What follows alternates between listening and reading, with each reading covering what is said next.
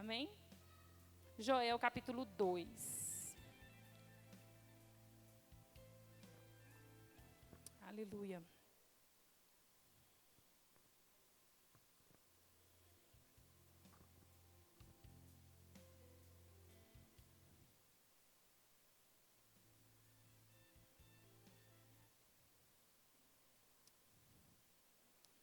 Amém?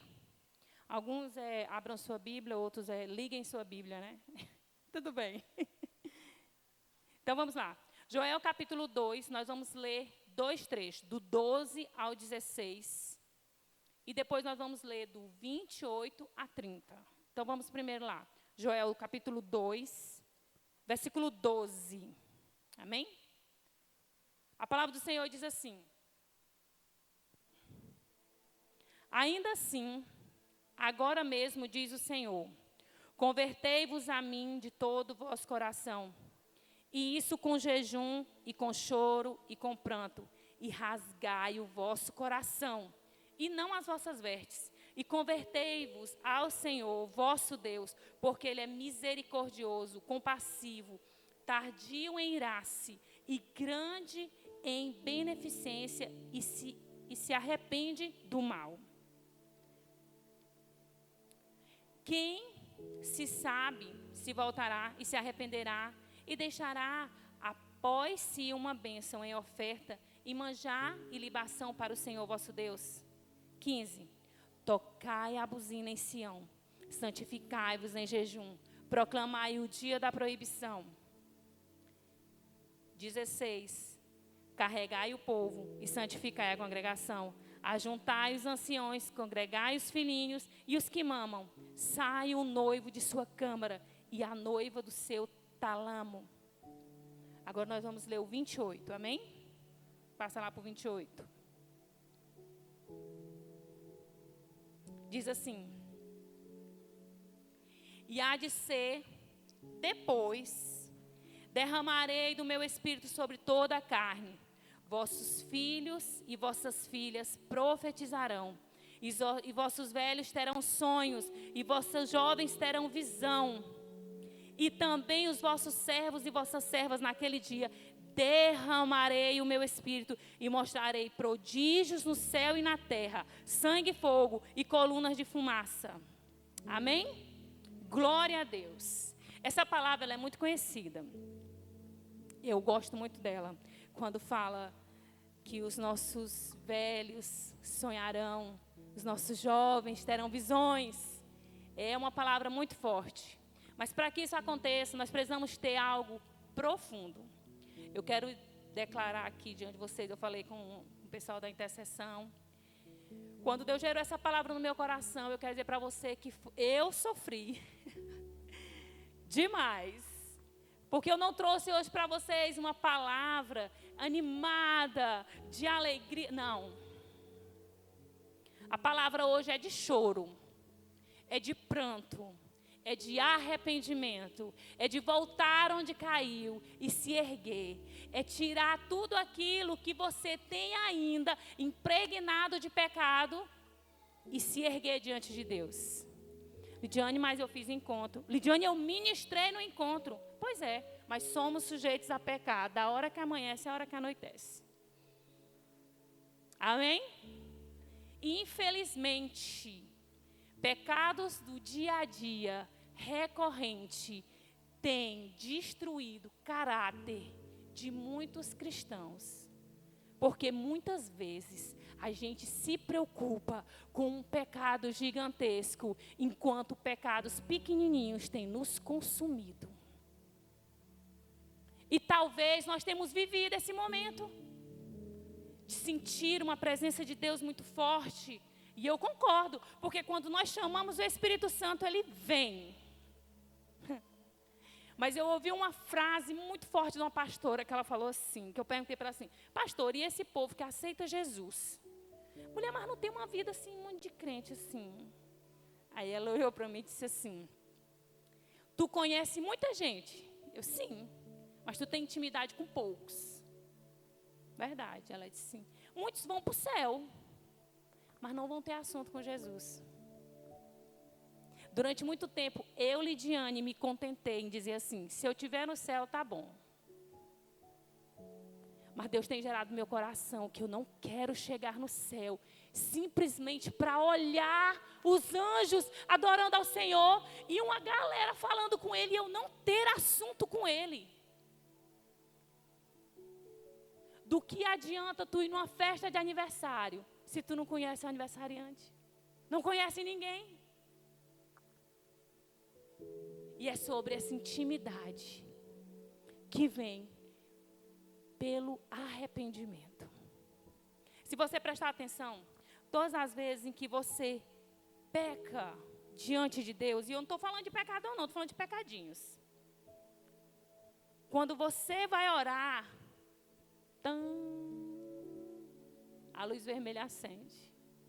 Ah, Jesus, mas eu só fiz isso por causa disso e disso. Ou é só eu que justifico meus pecados para diante de Deus? Só eu? Meu Deus, só pode. Eu acredito que todos nós temos esse hábito de justificar para Deus os nossos pecados. Principalmente quando o pecado acende aquela luzinha. Você fez isso de errado. Mas Jesus, eu estou coberta de razão. Desse assunto eu não passo frio. É justamente sobre isso. Amém? Então, eu quero que desde já você vá moldando o seu coração e entender. A palavra não é de alegria. A palavra é de pranto, é de choro e é de dor.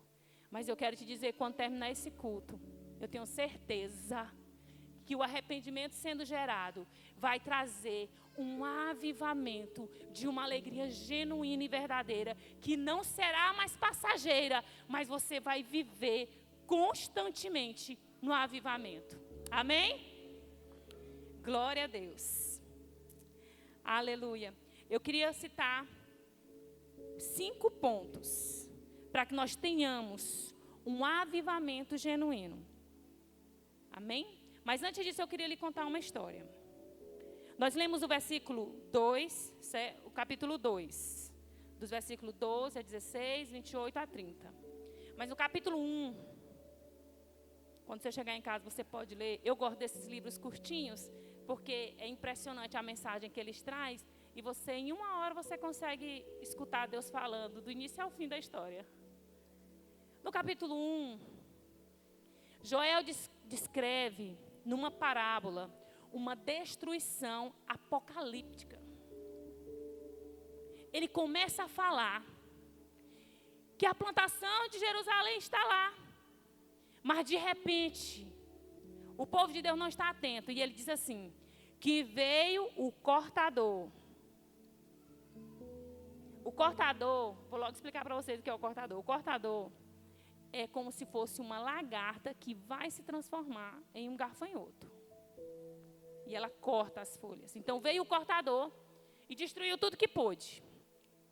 E o que o cortador não destruiu, veio um gafanhoto chamado migrador, que é quando ele não está adulto ainda, e consumiu. Mas o que sobrou, veio um gafanhoto chamado devorador. E o que sobrou, veio um gafanhoto chamado destruidor. Eu quero só que você lembre, quem aqui já viu uma planta, como é que eu posso explicar? Uma planta cheia de pontinhas branquinhas, que parece que a planta está doente. Na folha, às vezes dá no caule. Já viram? Pé de manga, por exemplo, tem um pé de manga que tem um negócio, de repente tem um negócio branco assim, estranho. Como se fossem umas manchas. Geralmente aquilo ali são um negócio chamado, acho que é pulgão que chama, né? E ele destrói a planta, ele consome toda a vida da planta. Quando Joel fez essa descrição, essa parábola, ele quis avisar para o povo de Deus que tudo que era deste mundo estava passando por uma grande assolação e o povo de Deus não estava prestando atenção. Estava tudo sendo destruído. Aí se a gente for olhar para a nossa realidade hoje, de alguns meses atrás, estava a humanidade, não vou dizer toda, mas a humanidade estava sendo destruída devido a um vírus. Sim ou não? Muitos acordaram, outros foi somente passageiro. E essa palavra, ela é tão atual quanto há tantos anos atrás, que ela nos mostra: acorda, acorda. Está vindo uma nuvem de gafanhotos e destruindo tudo aquilo que era para o povo de Deus. E vocês têm dormido, vocês não têm prestado atenção. Não têm se arrependido, têm vivido a vida de qualquer jeito. Deixa eu viver a vida. Sou muito jovem, tenho muitos planos, tenho muitos sonhos. Lidiane, então é errado ter sonhos e planos? Não, não é errado. Errado é quando você tem um sonho e Deus não está no sonho. Quando você sonha sozinho. Aí é errado. Amém? Eita, que hoje eu vou ouvir pouco amém, né? Amém? Aleluia. Então eu queria que você anotasse o primeiro passo para nós termos um arrependimento genuíno. Amém? Entrega verdadeira. Entrega verdadeira. Amém? Em Joel 2,12 diz assim, ó: agora sim, agora mesmo diz o Senhor, convertei-vos a mim de todo o vosso coração. Quando ele fala de todo o vosso coração, ele quer também falar de todo o nosso entendimento. Porque não adianta eu ser crente pela metade. Eu preciso ser crente onde quer que eu vá. Amém? E o arrependimento, ele é algo tão forte e tão acessível a nós devemos ter tanto ele, que ele é citado no Novo Testamento cerca de 70 vezes. E no Velho Testamento, cerca de 40 vezes. Arrependimento é abandonar o pecado. Abandonar o pecado. Estou falando de abandonar o pecado, não significa deixei um pecado muito evidente e agora eu tenho outro de estimação. Não. Abandonar o pecado é todos os dias. É todos os dias. É todos os dias. É todos os dias. Lidiane, esse negócio de se converter é todo dia? É todo dia. É todo dia. Amém? Um arrependimento genuíno, puro e sincero, para que nossos corações sejam rasgadas e as nossas fraquezas sejam colocadas diante de Deus. É isso que Deus quer. E que nós sejamos totalmente dependentes Quando eu digo para você que as nossas limitações sejam apresentadas diante de Deus, é quando você diz assim: meu Deus, eu tenho lutado contra isso, mas eu não tenho conseguido, me ajuda, Senhor. É quando você está em tentação e você diz para o seu líder e para a sua líder: pelo amor de Deus, me ajuda, porque eu quero fazer isso e eu sei que não devo, mas eu quero. É quando você expõe quem você é, sem medo de ser julgado, porque a única pessoa que pode te julgar é Jesus. Mas nesse momento, Ele não é nosso juiz. Aproveita que Ele ainda é nosso advogado. Eu disse para elas que eu ia fazer isso. Amém? Aproveita. Porque haverá um dia em que Jesus vai olhar para ti e vai dizer assim: sinto muito, não dá mais para ser seu advogado, agora eu sou juiz.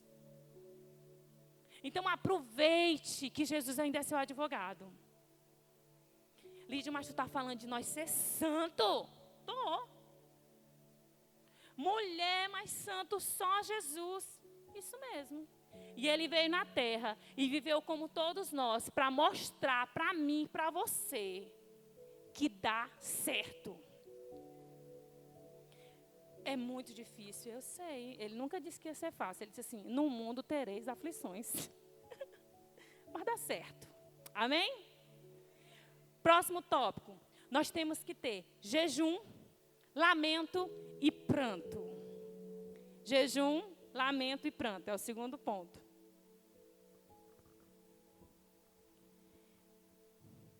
A palavra do Senhor diz assim, ó. Ainda assim, agora mesmo, diz o Senhor, convertei-vos a mim de todo o vosso coração. Isso com jejum, choro e pranto. Lidiane está falando para nós chorar, E não sou eu que estou falando isso, não é Joel. Qualquer coisa no céu, tu conversa com ele. Certo? Joel nos ensina sobre choro e pranto. E a minha pergunta é, qual foi a última vez que tu chorou diante de Deus? E eu não estou perguntando da última vez que tu só disse, ai Jesus, como é bom sentir a tua presença. Não, foi a última vez que você disse, Jesus me perdoa por quem eu sou. Porque eu mesmo, Jesus, não presto não. Mas eu quero mudar. Me ajuda, Jesus. A minha carne é mais forte do que o meu espírito ainda, Jesus. Arranca de mim, Senhor, esse desespero por pecado. Arranca de mim, Jesus. Todas as vezes que eu deixei de te adorar para assistir algo que não devia. Arranca de mim, Jesus. Todas as vezes que o Senhor não foi prioridade na minha vida.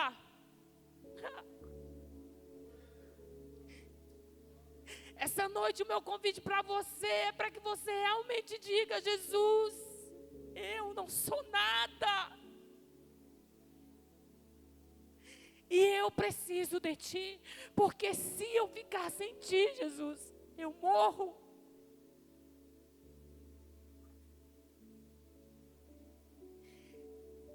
Avivamento tem mais a ver com choro e pranto, rendição, confissão, do que um barulho. Avivamento é sobre mudar.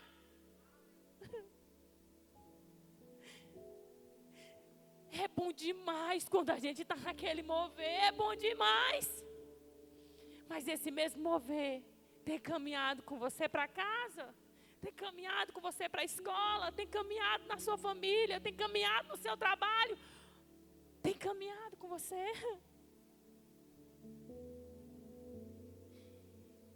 E quando eu estava estudando isso, Deus falou comigo assim, é para chorar e jejuar por todos os irmãos que estão longe de Jesus hoje. Por todas as vidas que estão longe. Por todas as vidas que um dia estiveram aqui conosco e hoje estão perdidas. É para chorar por aquela pessoa que ainda não conseguiu ter o mesmo nível de intimidade que você tem com Deus. Talvez você está me dizendo, Lídia, mas tudo isso que tu está falando, para mim não está dando. Eu estou de boa com Deus, eu tenho andado em santidade, eu tenho procurado me render diante dEle. E você tem chorado pelas vidas que não estão aqui hoje. É sobre amar uma pessoa e interceder por ela. É quando você ora por alguém, você começa a chorar pela vida dessa pessoa e dizer, Jesus, traz de volta. Jesus, eu não aceito, Senhor. Meu Deus, trata e traz, Senhor. Eu não vou julgar, eu vou amar, Jesus.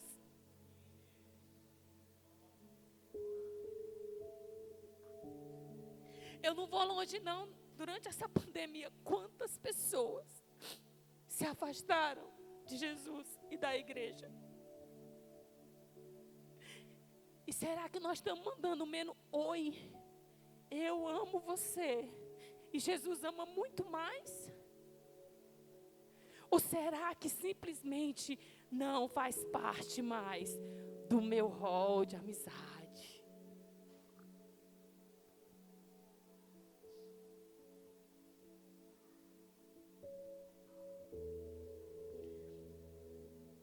Chorar por vidas. Eu sei que quando vocês entram aqui, vocês vê várias pessoas de colete amarelo com o nome escrito intercessão. Sim? Intercessão, interceder, significa você se colocar no lugar do outro, orar pela vida dele, chorar pela vida dele, interceder ao Senhor pela vida dele. Ah, Lídia, então intercessão é só quem veste colete amarelo? Não. A partir do momento em que você tem Jesus na sua vida, certeza da sua salvação, e sabe que Jesus é o Senhor da sua vida, se coloque como intercessor pela vida de alguém. Ah, Lidiane, mas não é fácil não, é mesmo não. Tem mais de... Eu me converti de verdade, eu tinha 23 anos, 25. Desde então eu oro pelo meu pai. Ele não se converteu ainda. Mas ele tem um temor. Mas eu não deixo de sair da brecha de orar por ele. Quantos aqui já teve a oportunidade, que é uma oportunidade assim perfeita, de você orar por alguém e aquela pessoa se converter? Quantos aqui? É tão prazeroso que você só sabe chorar. Você só diz assim: Jesus, o Senhor me escutou. Meu Deus, que coisa linda.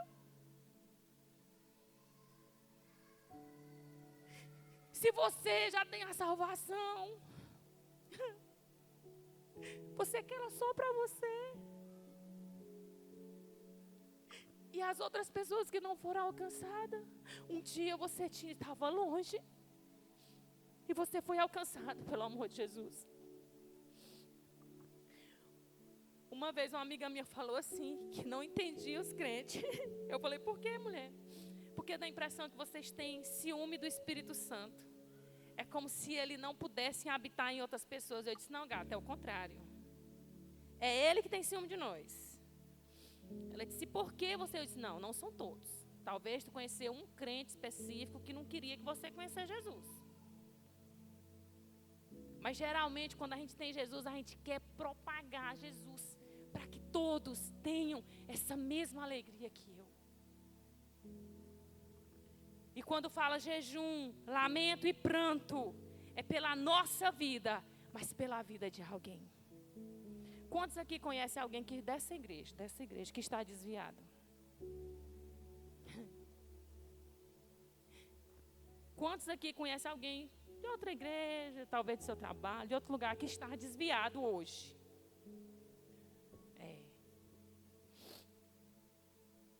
Jejum, lamento e pranto. Lidiane, eu posso orar pelo arrependimento dessa pessoa? Pode. Você não vai dizer assim: Senhor, me perdoe por isso que ela fez. Não. Espírito Santo é o Senhor que convence o homem do pecado. Vai até ele. Amém? Terceiro tópico: rasgar o seu interior. Tem uma música que fala isso, não fala? Eu me rasgo, não é assim? É, meu canto bem, até doido.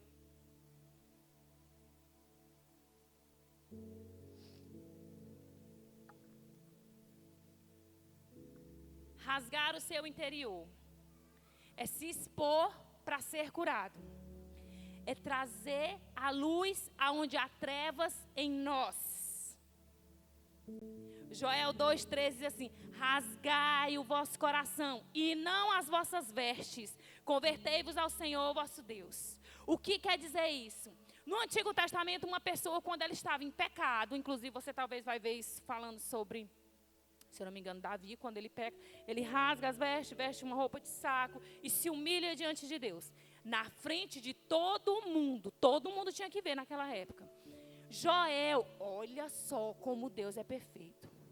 Tão atual, que ele sabia que nós não ia fazer isso. A nossa cultura não seria essa, de vestir pano de saco, tacar cinza na cabeça e dizer: estou arrependido. Diz logo assim, ó, rasgar, ó, Rasgai o vosso coração e não as vossas vestes. Convertei-vos ao Senhor vosso Deus. Quando eu rasgo, eu mostro quem eu sou por dentro. Rasgar o coração, rasgar o seu interior, se trata de caráter. Diga comigo, caráter. Todos nós temos um caráter. Parte dele pode ser bom, parte dele pode ser ruim. Normalmente, quando nós viemos do mundo, a maior parte é ruim. E quando eu falo de caráter, não estou falando de uma luta sua com o demônio, com alguém de fora. Não. Caráter é uma luta sua contra você mesmo. É a sua autojustiça. É quando você tem razão. Sabe quando tu tem razão? E aí tu briga pela razão? Disse bem mesmo. Lídia, mas eu tenho razão. Vale a pena brigar? A pessoa vai se converter depois que tu falar tudo isso? Depois que tu brigar pela razão, Jesus vai reinar ou vai ser o cão? Rasgar o coração fala de caráter. E eu quero dizer para você uma coisa. Até Jesus te levar, o teu caráter todo dia tem que ser moldado por Ele. Lídia, até tu que está no altar, principalmente eu. Todo dia, todo dia, todo dia, todo dia. Porque quando a gente conhece o Evangelho, certo? Há uma hora na vida do cristão em que ele acha que tem razão, porque ele já foi salvo. E ele se coloca acima dos que ainda não foram. Mas o Evangelho é para me entender que um dia eu estive naquele lugar e eu sou igual. E eu vou levantar essa pessoa. Rasgar o coração é mostrar quem você é. É quando você tem coragem de dizer assim, eu minto mesmo. Eu menti nisso mesmo. Eu tenho mesmo inveja. Eu sinto mesmo ciúme. Eu desejei mesmo mal. Eu não queria que tivesse ali, não. É sobre isso. Eu não gosto dele, não gosto dela. E quando a pessoa ainda tem a vontade de dizer assim, meu santo não bateu com dele. Eu digo, vala-me Cristo. É pai de santo agora. Só pode. Cada um com um tipo de santo. A vida do crente só pode o Espírito Santo, amém? Quarto passo, consagração. Consagração. Joel 2,15 diz assim, tocai a trombeta em Sião, santificai-vos em jejum, convocai uma assembleia solene. Justamente, a consagração é quando nós temos uma santidade separado. Digo de novo, ser santo, separado, não quer dizer que você é melhor do que outra pessoa. Vocês já viram quando uma luz, um exemplo, um lugar totalmente escuro, você liga uma vela, certo? Toda a atenção vai para ela, porque a vela ela começa a propagar luz aonde há trevas, certo? É isso que você é, propagar luz. Não é apagar a luz dos outros, é propagar a luz. Se consagrar, santidade, não é para você ficar comparando sua santidade com de outra pessoa, mas é para você orar que um dia você alcance uma santidade no grau que Deus deixou para que nós estivéssemos na terra. Quando Jesus veio nessa terra, Ele se mostrou santo. Santidade é sobre querer ser parecido com Jesus e não ficar achando que tu é mais santo que os outros. É sobre isso. Santidade É quando você se consagra, quando você é separado por Deus. Amém? E quinto, eu já estou terminando, irmãos. Prioridade. A palavra do Senhor fala assim, ó, congregai o povo, santificai a congregação, ajuntai os anciãos, congregai as crianças, os que mamam. Saia o noivo de sua recâmara e a noiva do seu aposento. Aqui diz assim, é todo mundo que é para jejuar. É para todo mundo. Para quem mama. Tu já viu uma criança que mama fazendo jejum? Já viram? Não? Eu já vi. Uma pastora. Ela fez um jejum para a cura do filho dela. E ela falou assim, nós dois vamos jejuar, meu filho. Estou te falando. Quando ela me contou essa história, eu disse,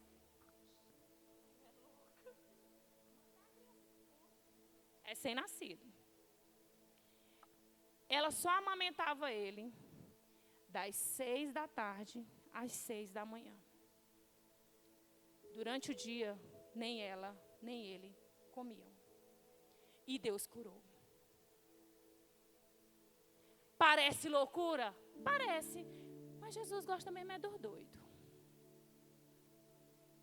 Porque se nós for explicar para uma pessoa que a gente passa fome por causa de Jesus, se abstém por causa de Jesus, ele fala assim, Jesus te ama do jeito que você é.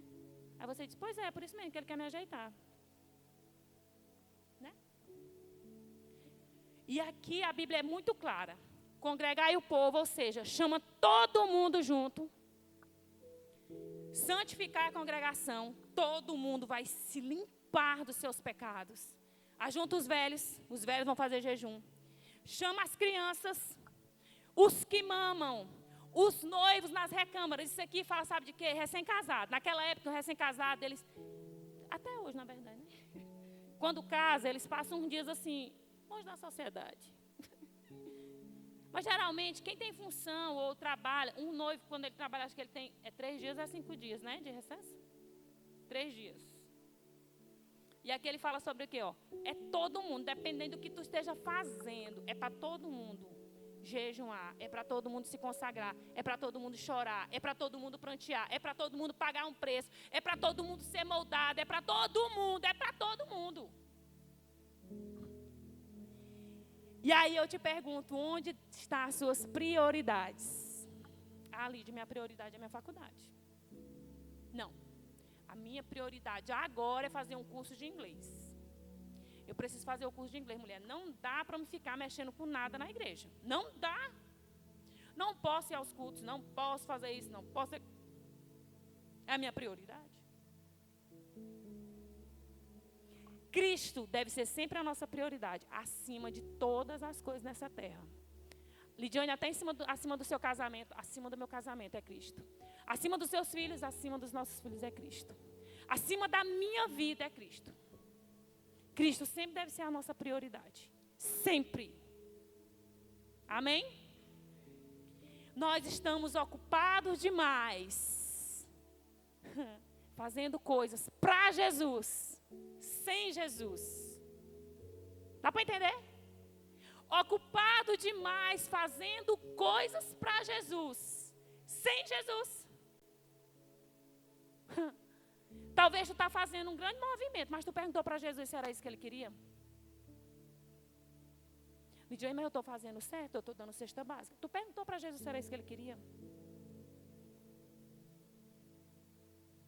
Deixa eu contar um testemunho para você. Durante 3 meses, todos os dias, eu ia para casa de uma... Eu achava que era uma menina lá que eu conhecia, que ela estava desviada. E aí, todos os dias, eu trabalhava de manhã, de tarde, de noite. A minha vida sempre foi loucura. Eu trabalhava de manhã, de tarde, de noite. Então, os meus horários vagos eram de 11 a 1 e de... Não, minto, de 12 a 1 e de 6 às 7. Esses eram os meus horários vagos. Foi 2 anos trabalhando assim. Mas durante 3 meses, eu saía do meu serviço, eu não ia para casa. Eu ficava na casa de uma menina. Eu não almoçava lá, não, nada. Eu só ficava falando de Jesus. Conversando com Jesus sobre coisa aleatória. Tipo assim, ei, mas Deus é bom, né? Passou um vento aqui, ó, secou as suas roupas tudinho, mulher. Eu nunca disse assim, eu abri a Bíblia e disse assim, o Senhor fala. Não. Só mostrava Jesus na vida dele. Eu achava, por isso que eu digo para vocês, a gente faz coisas para Jesus, sem Jesus. Eu achava, Lidiane, não perguntei, Jesus o que é? Jesus só falava comigo assim, 12:00 em ponto, vai na casa da Gorete. Eu achava que era por causa da filha dela, Andressa. E eu arrochava falando de Jesus, assim, né? Mas eu falava mais para a Andressa. Até quando completou 3 meses, ela aceitou Jesus na igreja que eu congregava. E eu fiquei muito feliz, mas eu ficava assim, meu Deus, quando é que vai ser a Andressa? Aí ela chegou para mim e disse assim, 3 meses que tu foi na minha casa, todos os dias 12:00, eu ficava me perguntando como é que uma pessoa é tão doida a ponto de sair no único horário que ela tem de folga para vir falar de Jesus. Aí foi que eu entendi que o mistério que Deus queria não era com a filha dela, era com ela. Era ela que estava precisando de Jesus. E durante 3 meses, a obra chegou. Mas durante 3 meses eu fiquei fazendo uma coisa para Jesus. Sem Jesus. Será que você tem feito alguma coisa para Jesus? Sem Jesus? Quando eu falo isso, eu falo de tudo. Talvez tu diga assim, não, eu estou na faculdade que Jesus escolheu para mim. Tu andou conversando com ele sobre isso e tal. Não, eu estou namorando com alguém, mas esse aqui é de Deus. Certo. Tu perguntou, tu tem feito coisas com Jesus ou tem feito só coisas? Diz que é para Jesus. Prioridades. Esses tópicos que eu falei para vocês,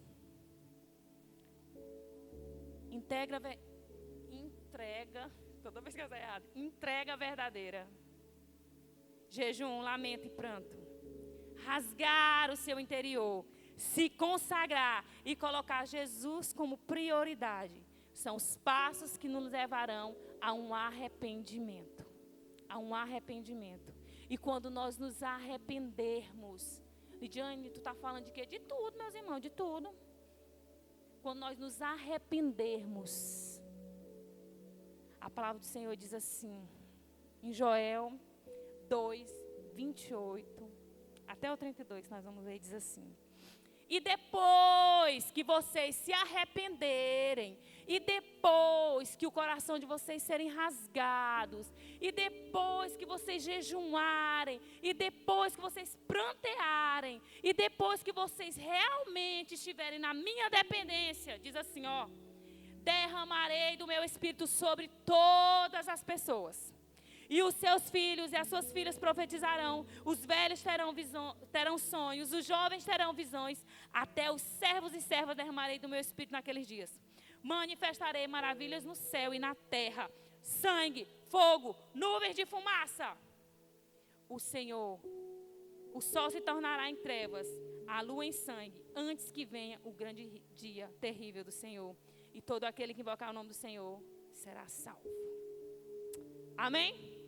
Se você prestar bem atenção, quando foi que o sol se tornou em trevas?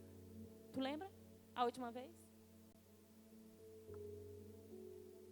3 horas da tarde. Ele estava pregado numa cruz,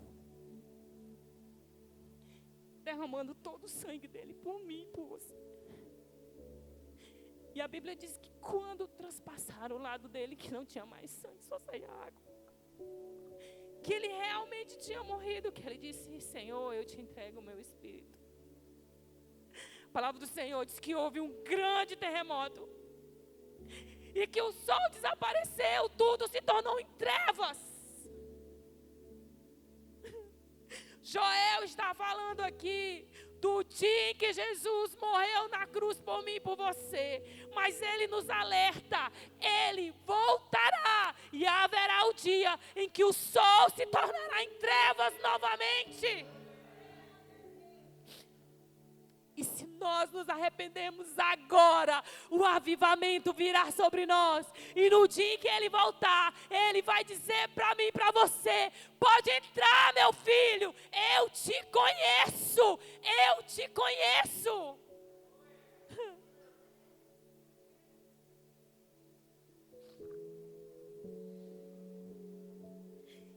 quando nós nos disponibilizamos diante de Deus e nos arrependemos, o avivamento será inevitável em nossa vida. O avivamento, ele será real entre nós. E seremos uma geração que vamos dizer, eu vivi o que Deus tinha para mim na minha geração. E eu quero te dizer, quando nós nos apropriarmos desse avivamento, aonde quer que você vá, você levará vida, vida, vida. Aonde quer que você vá, você vai levar vida, porque o avivamento não será mais só um momento, mas estará dentro de você. Não perca a oportunidade, para que o avivamento provoque mudança em nós e na nossa geração. A nossa vez chegou. Quando eu vinha vindo de Amarante hoje, de repente eu comecei a lembrar de algumas coisas do meu passado, quando eu era adolescente. E eu falei assim, Jesus, por que eu estou lembrando dessas coisas? Meu Deus, Jesus, isso está no mar do esquecimento, Jesus. E o Espírito Santo falou assim, é para se arrepender de tudo, Lidiane. Eu disse, Jesus, pois eu me arrependo. Eu me arrependo desse dia que eu fiz isso. Eu me arrependo, Senhor, daquele dia que eu fiz aquilo. Eu quero dizer que eu me arrependo, Senhor. E os pensamentos foram embora. Talvez hoje você não vai lembrar. Mas talvez quando chegar na sua casa, você vai lembrar. Deus, do que é que o Senhor está falando? Do que é? E que o Senhor possa trazer sobre nós esse avivamento. Amém? Eu queria pedir para você se levantar, nós vamos orar ao Senhor.